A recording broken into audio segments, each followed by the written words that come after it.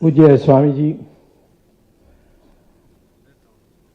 the author Mahalingam Balaji, and the eminent writer, as I was told, but I think he's an eminent scholar, if you will agree, Bhaskaran Prabhakaran. I'm also happy to say that he is a Tevar and not a Brahmin. But from today onwards, you qualify to be a Brahmin.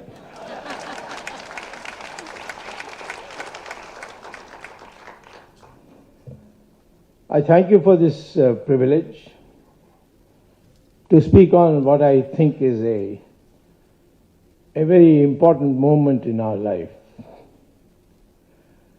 And for that, we need to have our sights cleared, our concepts cleared. First of all, who is a Brahmin? Is a Brahmin necessarily born Brahmin and no one else can be? Or a Brahmin can be born to Brahmin parents and become Brahmin, but others can also become Brahmin by the gunas that they have and the tyag that they have done and the courage to fight against evil. If you go to the Gita, you will find that various places Lord Krishna says that gunas are made, the varnas are made, and let's be one thing clear, varnas are to be separated from jati. Jati is by birth. It is to enable people to not marry within the same blood group, because that leads to genetic flaw. Brothers and sisters marry, the children will become will be formed demon, that they will be born by Sikh, they will be born with our Naam. This is what the pharaohs saw, because the pharaohs wanted to save their money, their riches. So they had brothers and sisters get married for the kings or the queens, and they found soon the whole pharaoh legend had disappeared, because they all became casualties and died very early. So jati was only for that, the blood group. And you know, when the marriages are selected, you make sure that there is no clash of the blood group. But that's got nothing to do with our society, except in terms of seeing taking care that the future generations become healthy. What I am talking about is Varna. And Varna is described in Gita. Lord Krishna very clearly says that the gunas, if you are a jnani, a tyagi and a sahasi, in short, then you qualify to be a Brahmin. It's not necessary that you have to be born. Even if you are born in a particular varna, you can have different gunas and therefore move out. For example, Vishwamitra. He was born in a family, his father and mother were Kshatriyas, but he became Rishi of Rishis. Take Veda Vyasa. So therefore I would like to remove this false impression that Brahmins are born to a Brahmin family and that's more and nothing else. And if we follow this example of the Gita and what was our tradition, then the Brahmin population can grow. Like today we have recruited one, we can recruit more. We are only 3% in Tamil Nadu. And it will be less because many people are migrating and going to America and staying there and not returning back. So therefore, in order to fight those who want to eliminate, finish, put down the Brahmin community. For them, we need a bigger mass than 3%. And anyone who therefore preaches, I'm not saying you should go and actually convert people or engage in those processes, but the fact is you should now think in these terms. Can we? Because we need to fight the menace before us, and for that we need a larger population. So I will begin by this concept of Brahmin genocide, which is the title of the book. Now, genocide is a very serious matter. We saw it in its most ugly form when Hitler killed the Jews, and up to 66 million people were sent to gas chambers. So the United Nations has a special office on genocide, and in that they have listed all various occasions in the world has seen a horrible genocide. In India, after we became independent, the first genocide was after the assassination of Mahatma Gandhi. 5,000 people were Brahmins of Maharashtra, were brutally killed because Godse was a Brahmin. It was a senseless murder that we have hushed up, but it's no more something that we can hide. There has been there is a possibility any time that there can be a genocide of Brahmins, and therefore the book that has come, it's come at a very opportune time, and I congratulate you for having brought it out at this time. We have to educate, alert the Brahmin community of the dangers that lie ahead. Now, I would say that one of the things that we have to very clearly work on is that we must, first of all, spread the word that there is no difference ethnically between the Brahmin and any other caste in our country. And can be established by the new DNA studies. Studies have been published already in the University of Cambridge Journal of Genetics. It has been published in Mysore, the university there. Research has been published in Houston in the United States. And they say that the DNA of the Indian, and ultimately the real test of race, is DNA. The DNA of the Indian from Kashmir to Kanyakumari, from the Dwarka to Assam, the DNA of all Indians is the same, and there's no difference. People think that complexion is a factor of genetics. Not at all. That's got to do with pigmentation. It's got nothing to do with DNA or race. So we are one country, which means this whole theory of Aryan Dravidian is bogus. Where did the Aryans come from? Yes, we have a word in our Sanskrit literature called Arya, but that's got nothing to do with race. Anybody who is a civilized person, who's an accomplished person, is called an Arya.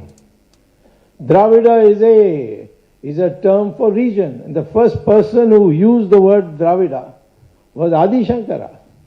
When he went up all the way, having debates on the way and converting people to Hinduism, and finally met the biggest expert of Buddhism, and there's Mandana Mishra in Bihar, and challenged him to a debate. And in that debate they asked him, "Who are you?" He said, "I am a Dravid Shishu." Shishu means child. And there Shankara explains that he is a part of India which is called Dravid. That is the southern states of Maharashtra, Andhra, Karnataka, Tamil Nadu, and so on. So here you see you have a clear statement, but nobody reads it because our whole curriculum doesn't allow for this kind of literature to be brought in or this kind of historical truths to come in. So therefore, this Aryan-Dravidian theory as a race theory is rubbish. And it should not be allowed to be in any of our history books. Even BJP with all its hectic efforts, even today has had an uphill fight and has not been able to change the history books that were introduced during the British times and continued during the Congress times, and may give new syllabus and a new set of books for compulsory reading to students, because there is dispute and there is objection, and those who were there in the government, the bureaucracy earlier, they are putting up their resistance. But ultimately we will do it. We will change the history books. I am confident that BJP will come to power, but I am not confident about Modi coming to power. That's an opinion of mine personally. There may be many admirers of Modi, but I would like to say that I am only concerned about BJP coming to power, because we have an ideology, and to make it a personality issue is then we are falling into the same question that we faced during Mrs. Gandhi's time. So the question is that we need a lot of time to see that all these things which have made you look inferior, feel inferior, that has to be corrected, and that can be corrected only at the school level, when you teach the students the correct history with the correct history book. And this, even parents will have to learn with it, because they have been brought up on the old history books. Now, as I told you that during Gandhi's assassination, there was a genocide, 5,000 people being killed without any rhyme or reason, just because Godse the killer was a Maharashtrian. Where do you draw the line? If this happens, every day will happen if we permit it. Fortunately, it has not recurred again. But once again, when Mrs. Gandhi was assassinated, 3,000 Sikhs were killed. And that itself shows that this mentality has to be wiped out, is to be taken out. And that can only come when we develop the true history of ours, that we are one people who are born here, who may have different views, we may have different religious understanding, perceptions, but as a people, we are one people, which we have to bring through the change of our history books. Otherwise, one of these days you will find another genocide that will take place. Now, this second point I would like to make about the reference to genocide was by a gentleman by name Rajiv Gandhi. I'm not talking about Prime Minister Rajiv Gandhi. I'm talking of the secretary of the DMK called Rajiv Gandhi. They can't even find Tamil names for themselves nowadays. One is Stalin and the other is Rajiv Gandhi. What kind of Tamil people are these? Anyway, he said that the Tamil Brahmins will be subject to genocide, openly in a press statement. And so I sent a petition to the High Court saying that this is in violation of our constitution, what he has said, and therefore he should be arrested. But I was told that it was required that I get sanction from the Chief Secretary. So I sent the sanction to the Chief Secretary, and the Chief Secretary has not yet responded. But meantime, I got quietly a word from somebody high up in government, I won't say who said that this gentleman will never speak again, so please don't press your court case. So I'm keeping the court case in cold storage, but if Mr. Rajiv Gandhi, former secretary now, I'm told, of the DMK, again says this, or any of them say this, There's no alternative but for us to get aggressive and take them to court and see that they repent for what they did. I did this once when Swami Dayanand Saraswati was there. When one day he told me that Karunanidhi has finally accomplished his lifetime desire. So I said, Swamiji, what was his lifetime desire? He said his lifetime desire was to take control by the government of Sabhanayakar temple, which is an ancient temple, in the town of Chidambaram. And he said he's taken them, now they are going to destroy it, because Karunanidhi said, I'll never rest till Sabhanayakar temple is destroyed. And he said it many, many years ago. So you have to take this in the Supreme Court. But I found out that the Dikshitars who were the pujaris, they had gone to court and they lost in the single judge high court and the division bench high court. So normally when you lose at both levels, going to Supreme Court is a tough proposition. So I asked Swamiji, how can I go? First of all, I have no locus standi. I'm not a Dikshitar. So how will I go to court and argue this? He said, no, you go. You will see that you will have your way. And miraculously, the court accepted my petition to argue. I argued, and the court laid down what is there clearly in the Constitution, but never been known to the people, that no government can take over any temple except if there has been a financial misappropriation, then only that department of finance, but it cannot take over any part of the religious functioning of a temple. This is the order of the Supreme Court, but nobody is obeying it. I have to go from state to state to take examples and try to get it done. I've just gone to Maharashtra, where the BJP government has taken over the Pandurang, the Krishna,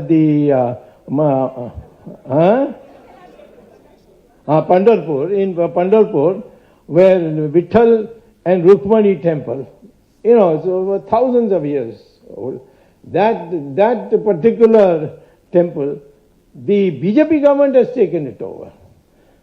And I have gone to court, and I think I'll certainly be going to win in another 2 months, and it will be freed. But I had to do it, because this is illegal.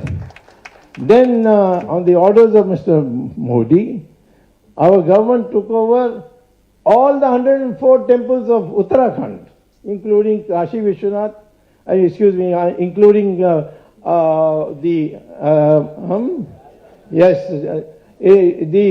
holy Shiva temple and the Vishnu temple. They took it all over, and the Char Dham as it's called. And what happened?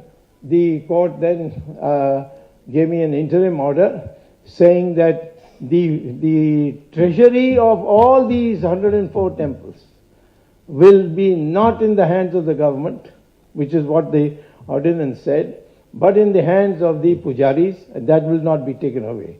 And suddenly the government lost interest, and then after my court case, I won the court case, they have withdrawn it. Now the Char Dham temples are all free.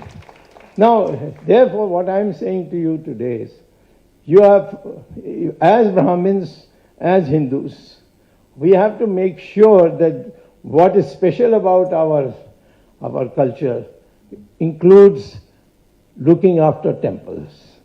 And I'm unhappy to see our pujaris, our people who are working in the temples, who have given their entire life for it, who have learned the Sanskrit shlokas, they have learned all the scriptures, who perform the pujas, the miserable life they have to lead, and particularly Tamil Nadu. And in Tamil Nadu, we need a renaissance, we need a Hindu revolution, and if it doesn't come this year, it will come in next 10 years. If it doesn't come in 10 years, it will come in sometime in the other, but we have to keep trying. And you will find that slowly people start yielding. I remember when I was fighting for Ram Setu, Karunanidhi got very upset and he said that what is this Swami saying, Ram Setu? Ram was an engineer. He went and built the bridge. So, I mean, everybody was offended. But 2 days later, Karunanidhi fell sick. So he had to be admitted to hospital. And the hospital's name was Ramchandra Medical Hospital. So I wrote him a letter, get well soon, because Ramchandra ji may not give you much time because it's a temple in the name of Ramchandra ji. This is the way in which they have been trying to be debased. But as far as the Tamils are concerned, the targeting of the Hindus must end. We cannot tolerate it anymore. I have no problem with them because anytime I make a little noise, they adjust, and then I get a secret message, please don't go any further, we have fixed them. But I like all of you to be fighters and pursue the matter. The law is in your favor. Make friends with any lawyer you know and tell him, ask him to help you to file cases. Don't take anything lying down. Because we now need a situation where we are no more passive. We don't want to be, of the ministers. I see lots of Brahmins who are ready to be secretaries to ministers. I don't understand. Then why are you a Brahmin? You should be a Kayast or something like that to see who does paperwork. The Brahmin is a most elevated position. So according to that, we must try to live.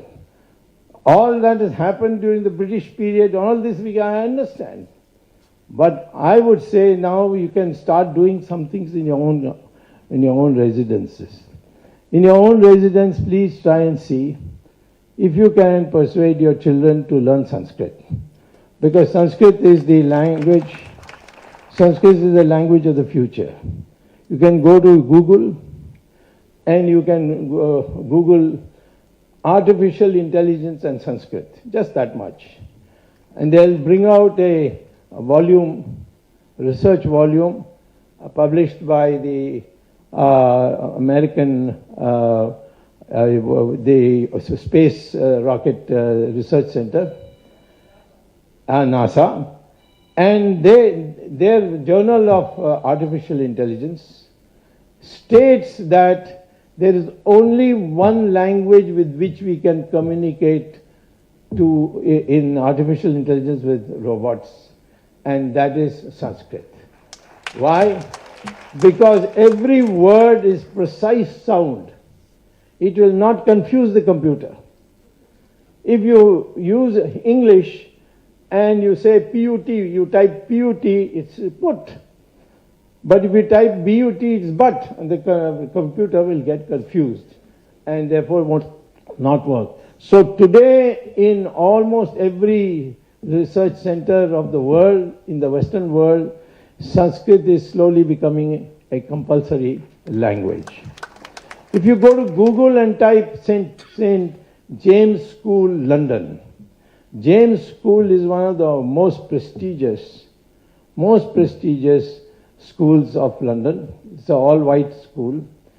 And they are so prestigious that when Charles was being crowned, a group of students came and sang a song. What song, I'll tell you in a minute. But first is, if you go to Google and type St. James School, London, and Sanskrit, just that much. What will come out is that in that school in London, every morning between school for children of ages of 6 and 11, they have to sing shlokas of Sanskrit in an English school, all white English school. And the same group of students, 6 to 11, came for Charles and sang Sanskrit songs, Sanskrit connected songs in Charles's coronation. But nobody noticed it here. Our news media also doesn't, of course Tamil media will not, they will probably suppress it. But northern media also don't understand the significance of this. Everywhere Sanskrit is being revived. And so I would say Brahmin community should take the lead in this by seeing that all their children have the opportunity to learn Sanskrit, because Sanskrit is going to become the language in the future of at least artificial intelligence and therefore the base of science. So all this is fine, but somewhere, as I have come back to the first point I made as my last point, the numbers of Brahmins must increase. You can't take on, millions and millions of people by being a few millions yourself.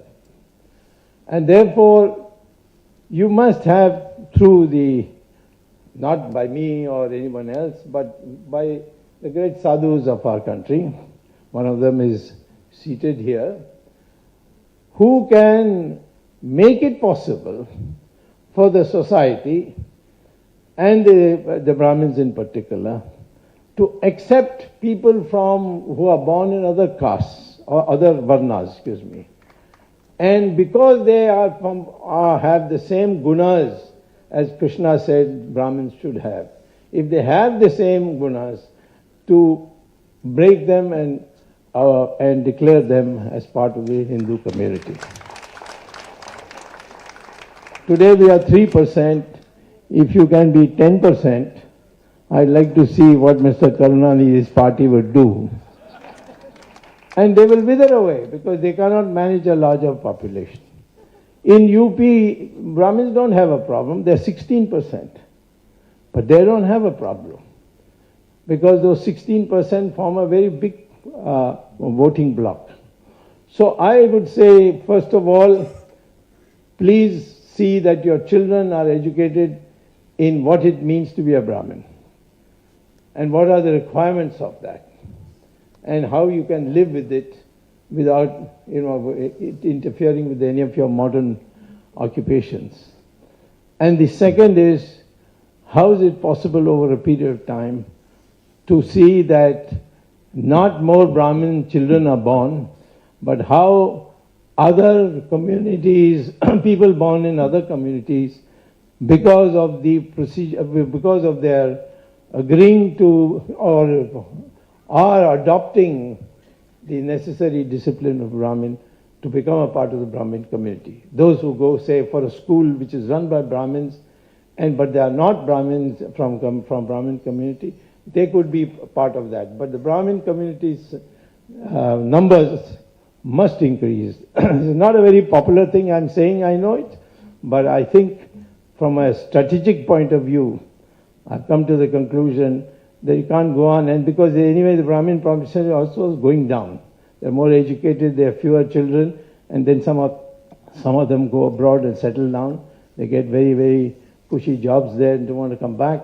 So the shrinkage will take place. Or we have extremely poor Brahmins who are like Archakas and so on and so forth.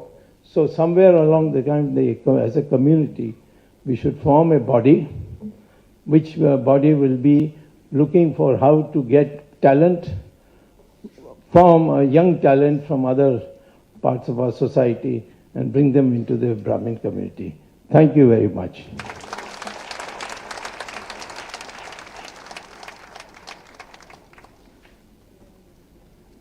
Thank you very much, Dr. Swamy, for